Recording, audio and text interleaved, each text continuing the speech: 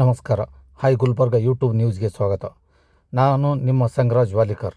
ಬಂಧುಗಳೇ, ಯಾರು ಸಬ್ಸ್ಕ್ರೈಬ್ ಆಗಿಲ್ವೋ ದಯವಿಟ್ಟು ಸಬ್ಸ್ಕ್ರೈಬ್ ಮಾಡ್ಕೊಳ್ಳಿ ಹಾಗೂ ಲೈಕ್ ಮಾಡಿ, ನಿಮ್ಮ ಬಂಧು ಬಳಗ ಹಾಗೂ ಸ್ನೇಹಿತರಿಗೆ ಶೇರ್ ಮಾಡಿ.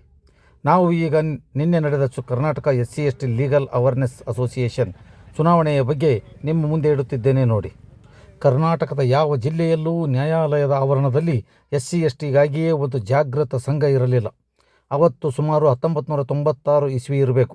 ಕಲಬುರಗಿಗೆ ಇಬ್ಬರು ಪ್ರಾಮಾಣಿಕ ಹಾಗೂ ಸಾಮಾಜಿಕ ಕಳಕಳಿಯನ್ನು ಹೊಂದಿದ್ದ ನ್ಯಾಯಾಧೀಶರು ಬಂದಿದ್ದರು. ಆಗ ದೇಶದಲ್ಲಿ ಅನ್ನೋದಕ್ಕಿಂತ ನಮ್ಮ ಕಲಬುರಗಿ ಜಿಲ್ಲೆಯಲ್ಲಿ ಅಸ್ಪೃಶ್ಯತೆ ತಾಂಡವವಾಡುತ್ತಿತ್ತು. ಆ ಸಮಯದಲ್ಲಿ ಸುರಪುರ, ಶಾಪುರ, ಆಳಂದ್ ತಾಲೂಕಿನಲ್ಲಿ SC/STಗೆ ಸೇರಿದ ಯುವಕರ ಹತ್ಯೆಗಳಾಗಿದ್ದವು. ಇನ್ನು ಸುರಪುರದ ಅಮ್ಮಾಪುರ ಘಟನೆಯು ರಾಜ್ಯದ ಜನರಿಗೆ ಕಣ್ಣು ತೆರೆಸಿತು. ಇಂತಹ ಘಟನೆಗಳ ಜೊತೆ ಪ್ರತಿ ಜಿಲ್ಲೆ, ತಾಲೂಕು, ಗ್ರಾಮಗಳಿಗೆ ಹೋಗಿ ಅವಿದ್ಯಾವಂತರಾಗಿದ್ದ ಜನರನ್ನು ಜಾಗೃತಿ ಮಾಡಿಸುವ ಜರೂರತ್ತಿತ್ತು. ಗ್ರಾಮೀಣ ಪ್ರದೇಶಗಳಲ್ಲಿ ಕೋರ್ಟಲ್ಲಿ ಸಾಕ್ಷಿ ಹೇಳುವಾಗ ಭಯಪಡುತ್ತಿದ್ದರು. ಮತ್ತೆ ಗ್ರಾಮಕ್ಕೆ ಹೋದರೆ ನಮಗೆ ಏನಾದರೂ ಮಾಡಿಯಾರು ಎಂಬ ಭಯದ ನೆರಳಲ್ಲಿ ಸಾಕ್ಷಿ ಹೇಳಲು ಹಿಂಜರಿಯುತ್ತಿದ್ದರು. ಅವತ್ತಿನ ದಿನ ಸಾಕ್ಷಿ ಹೇಳುತ್ತಿದ್ದ ಸವರ್ಣೀಯರಿಂದ ದೌರ್ಜನ್ಯಕ್ಕೆ ಒಳಗಾಗಿದ್ದ ಅಸ್ಪೃಶ್ಯರನ್ನು ನ್ಯಾಯಾಧೀಶರೇ ಒತ್ತಿ ಪ್ರಶ್ನೆ ಕೇಳುವಾಗ ಹಳ್ಳಿಗಳಲ್ಲಿ ಇವತ್ತಿಗೂ ಜನರಿಗೆ ಸಾರ್ವಜನಿಕ ದೇವಸ್ಥಾನಗಳಲ್ಲಿ ಪ್ರವೇಶವಿಲ್ಲ, ಬಾವಿ ನೀರು ಸೇದುವಂತಿಲ್ಲ, ಹೋಟೆಲ್ಗಳಲ್ಲಿ ಬೇರೆಯವರಿಗೆ ಅಂದರೆ ಸವರ್ಣೀಯರ ಸಮನಾಗಿ ಕುಳಿತು ಟೀ ಕುಡಿಯುವಂತಿಲ್ಲ ಎಂಬ ಮಾಹಿತಿಯು ನ್ಯಾಯಾಲಯದಲ್ಲಿ ಆಗಿನ ನ್ಯಾಯಾಧೀಶರು ತಿಳಿದುಕೊಂಡಿದ್ದರು. ಆಗ ಇಲ್ಲಿಯ ವಕೀಲರು SC/STಗೆ ಸೇರಿದ್ದ ವಕೀಲರ ಸಂಖ್ಯೆ ತಿಳಿದುಕೊಂಡರು. ಆಗ 1996 ಸಮಯದಲ್ಲಿ SC/ST ವಕೀಲರ ಸಂಖ್ಯೆ ಕೇವಲ 50ರಿಂದ 60 ಆಸುಪಾಸು ಇದ್ದಿರಬಹುದು. ಆಗ ನ್ಯಾಯಾಧೀಶರೊಬ್ಬರು ಜಾಗೀರ್ದಾರರೆಂಬ ಮಳ್ಳಿ ಎಂಬ ಬ್ರಾಹ್ಮಣರಾಗಿದ್ದ ವಕೀಲರಲ್ಲಿ ಸಾಕಷ್ಟು ಯುವಕರ SC/STಯವರೇ ಆಗಿದ್ದರು, ಅವರ ಜೂನಿಯರ್ಗಳಾಗಿ. ಆಗ ಜಾಗೀರ್ದಾರರನ್ನು ಕರೆಸಿ ನ್ಯಾಯಾಧೀಶರು ಹೇಳಿದಾಗ ಆಗ ಜಾಗೀರ್ದಾರರಿಗೂ ಅವಶ್ಯವಾಗಿತ್ತು. ಆಗ SC/STಯವರನ್ನು ಒಗ್ಗಟ್ಟು ಮಾಡುವ ಅವಶ್ಯಕತೆ ಅವರಿಗಿತ್ತು. ಆಗ ತಮ್ಮಲ್ಲಿದ್ದ ಯುವ ವಕೀಲರಿಗೆ ಹೇಳಿದರು. ಆಗ SC/STಯಲ್ಲಿಯೇ ಸೀನಿಯರ್ಗಳಾಗಿ ಕಾಣುತ್ತಿದ್ದ ಯಶವಂತರಾವ್ ಬಬ್ಲಾದ್, ಬಸಣ್ಣ ಗೋರ್ಪಡೆ, ಚಂದ್ರಶೇಖರ್ ದಾಸನ್ಕೇರಿ, ಶ್ರೀಮಂತ್ ಸಿಡ್ಲ್, ಹೊಸಮನಿ ಶಿವರಾಯರಿಗೆಲ್ಲ ಸುದ್ದಿ ತಲುಪಿತು. ಇದನ್ನೆಲ್ಲ ಅರಿತಿದ್ದ ಇನ್ನೊಬ್ಬ ಹಿರಿಯರಾಗಿದ್ದ ಬಸವರಾಜ್ ಚಿಂಚೋಳಿಯವರು ತಮ್ಮದೇ ಯೂನಿಯನ್ ಮಾಡಲು ವ್ಯವಸ್ಥೆ ಮಾಡಿ ರಿಜಿಸ್ಟರ್ ಮಾಡಿಸಿ ನಂತರ ಆ ಆಸೆಯನ್ನು ಹೊತ್ತಿದ್ದ ನ್ಯಾಯಾಧೀಶರಿಂದಲೇ ಭೇಷ್ ಅನಿಸಿಕೊಂಡಿದ್ದ ಚಿಂಚೋಳಿಯವರು ಸಂಸ್ಥಾಪಕ ಅಧ್ಯಕ್ಷರಾಗಿ ಹೊರಬಂದರು. ನಂತರ ಮೊಟ್ಟ ಮೊದಲಿಗೆ ಬಸವರಾಜ್ ಚಿಂಚೋಳಿಯವರೇ ಅಧ್ಯಕ್ಷರಾಗಿ ಕಾಣಿಸಿಕೊಂಡರು.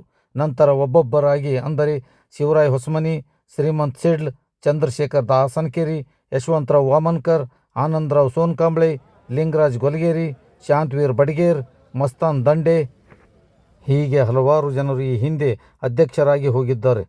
ಸಾಕಷ್ಟು ಜನರ ಹೆಸರು ಮತ್ತು ಸರಿಯಾದ ಮಾಹಿತಿಯ ಅಲಭ್ಯದಿಂದ ಹೆಸರುಗಳು ಮಿಸ್ ಆಗಿರಬಹುದು.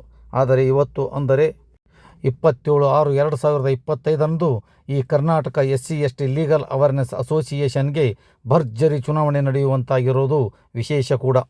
ಇವತ್ತು ಈ ಚುನಾವಣೆಗೆ ನಾ ಮುಂದು ತಾ ಮುಂದು ಅಂತ ಯುವಪಡೆ ಹೊರಬರುತ್ತಿದೆ. ಇವತ್ತಿನ ದಿನ ಈ ಚುನಾವಣೆಯಲ್ಲಿ ಅಧ್ಯಕ್ಷ ಪದವಿಗೆ 5 ಜನ ಸ್ಪರ್ಧಿಗಳಾಗಿ ಇಡೀ SC/ST ಬಳಗವು ಈ ಕಡೆ ನೋಡುವಂತಾಗಿತ್ತು. ಅಲ್ಲಿ ಬಸವಣ್ಣಪ್ಪ ಅಂಗಡಿ, ಧರ್ಮಣ್ಣ ಕೋಣೇಕರ್, ಸಂಜೀವ್ ಕುಮಾರ್ ಜಮಗಾಕರ್, ಶಿವಲಿಂಗಪ್ಪ ತಾಡ್ತೆಗನೂರ್, ವಿನೋದ್ ಕಾಂಬ್ಳೆ 5 ಜನ ಸ್ಪರ್ಧಿಗಳಲ್ಲಿ ವಿನೋದ್ ಕಾಂಬ್ಳೆ ಗೆಲುವಿನ ಪತಾಕೆ ಹಾರಿಸಿದರು. ಎರಡನೆಯ ಸ್ಪರ್ಧಿಯಾಗಿ ನಿಂತಿರುವ ಧರ್ಮಣ್ಣ ಕೋಣೇಕರ್ ಈ ಹಿಂದೆ ಉಳಿದರು. ವಿನೋದ್ ಕಾಂಬ್ಳೆ 139 ಮತಗಳ ಮತಗಳನ್ನು ಪಡೆದು 68 ಮತಗಳ ಅಂತರದಿಂದ ಧರ್ಮಣ್ಣ ಕೋಣೇಕರ್ ಅವರಿಗೆ ಪರಾಭವಗೊಳಿಸಿದರು. ಖಜಾಂಚಿಯಾಗಿ 152 ಮತಗಳಿಂದ ದ್ಯಾಮನ್ಕರ್ ಗೆದ್ದರು. ರಾಗಿಯವರು ಪರಾಭವಗೊಂಡರು. ವಿನೋದ್ ಶಿವಶಂಕರ್ ಕಾಂಬ್ಳೆ ಇವರ ಹಿನ್ನೆಲೆ ಹೀಗಿದೆ ನೋಡಿ. ಇವರು ಮೂಲ ಆಳಂದ್ ತಾಲೂಕಿನ ಭೀಮನಗರದಲ್ಲಿ ಬೆಳೆದರೂ ಸ್ವಗ್ರಾಮ ಮಾತ್ರ ಶಹಾಬಾದನ ಮರತೂರಿನವರು. ಆಳಂದ್ನಲ್ಲಿ ಓದುತ್ತಿರುವಾಗಲೇ ದಲಿತ ಸಂಘಟನೆಯ ತಾಲೂಕು ವಿದ್ಯಾರ್ಥಿ ಒಕ್ಕೂಟದ ಸಂಘಟನಾ ಸಂಚಾಲಕರಾಗಿದ್ದರು. ನಂತರ ದಲಿತ ಸೇನೆಗೆ ಹೋದರು.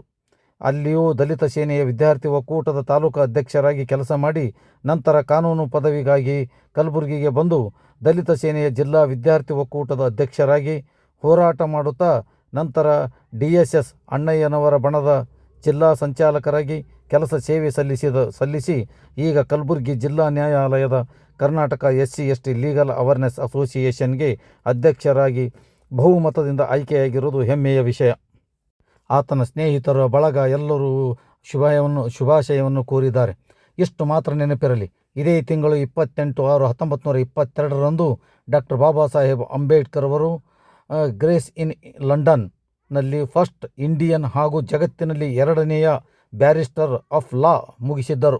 ಅಂತಹ ಸಮಯದಲ್ಲಿ ಚುನಾವಣೆಯಲ್ಲಿ ಗೆದ್ದಿರುವ ಯುವ ಸಮುದಾಯವು ನ್ಯಾಯವಾದಿಗಳು ಹಾಗೂ ಹೊಸ ಟೀಮ್ ಅಧ್ಯಕ್ಷ ವಿನೋದ್ ಕಾಂಬ್ಳೆ, ಉಪಾಧ್ಯಕ್ಷ ಸೀತಾರಾಮ್ ರಾಠೋಡ್, ಉಪಾಧ್ಯಕ್ಷರಾದ ಆಶಾ ಮಂಗೇಶ್ ಬಾವಿಮನಿ, ಪ್ರಧಾನ ಕಾರ್ಯದರ್ಶಿ ಕುಸುಮಾಕರ್ ಮಹಗಾವಿ, ಜಂಟಿ ಕಾರ್ಯದರ್ಶಿಗಳಾದ ವಿಶ್ವನಾಥ್ ಸಿಂಗೆ, ಖಜಾಂಚಿ ಧೂಳಪ್ಪ ದ್ಯಾಮನ್ಕರ್.